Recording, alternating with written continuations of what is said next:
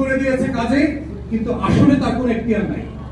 এখতিয়ার নাই কেন? যেটা আপনাদের দাবির মধ্যে, আপনারা 8 দফা দাবির মধ্যে উল্লেখ করেছেন যে 2 এর উমো বাতিল করবার জন্য ব্যতীত দিয়ে যেই মামলায় যাকে যাকে অভিযুক্ত করে সাজা দেওয়া হয়েছে সেই কমিশন তাদের ব্যাপারে কোনো তদন্ত করতে পারবে না।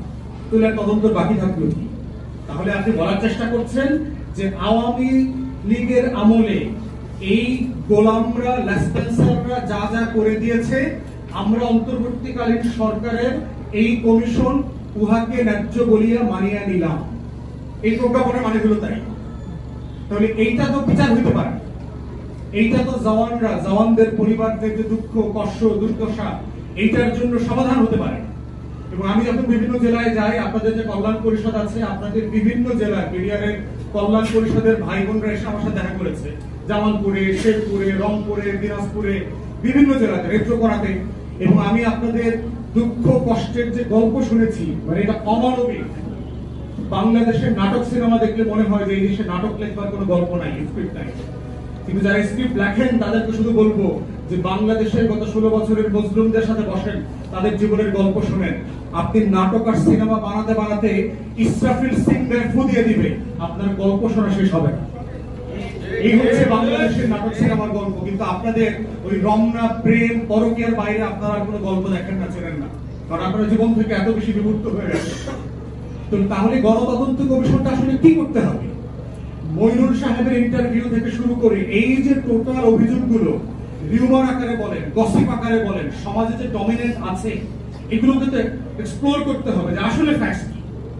আপনি 19,000 লোককে গ্রেফতার করলেন প্রায় এর পরে, গণহত্যার পরে।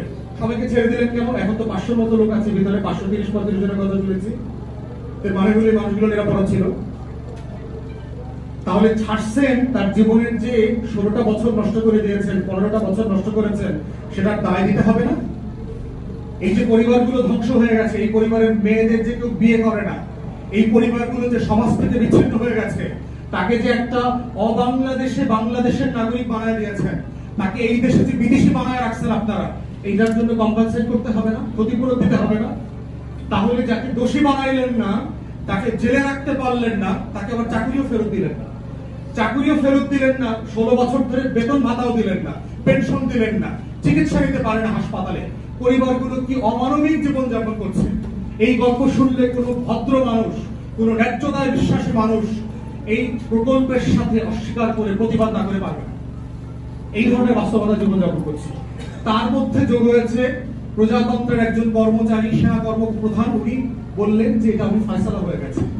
বিচারাধীন বিষয়ে কমিশন তদন্ত করছে, এরকম বিষয়ে অন্তর্বর্তীকালীন সরকারের প্রধান উপদেষ্টার কোনো কথা বলার এখতিয়ার নাই। সেটা প্রধানমন্ত্রীর কথা। বিচারাধীন কোন বিষয়ে আপনারা কেউ কথা বলতে পারেন না। আপনি পার্টিকুলারলি ইন্টারফেয়ার করছেন, আইএসপিআর এর মাধ্যমে স্টেটমেন্ট দিয়ে জাতির কাছে ক্ষমা চান।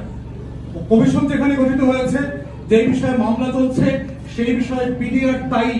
বিডিআর ইনস্টিটিউশন তো গণহত্যা করেনি, বিডিআর এর দায়ী থাকলে তো বিডিআর সদস্যরা বলেছে আমাদের জওয়ানদের ভিতর থেকে যারা এই খুনের সাথে জড়িত, তদন্ত সাপেক্ষে তাদেরকে সর্বোচ্চ শাস্তি দেন, এই দাবি বিডিআর এর জওয়ানরাও করেছে।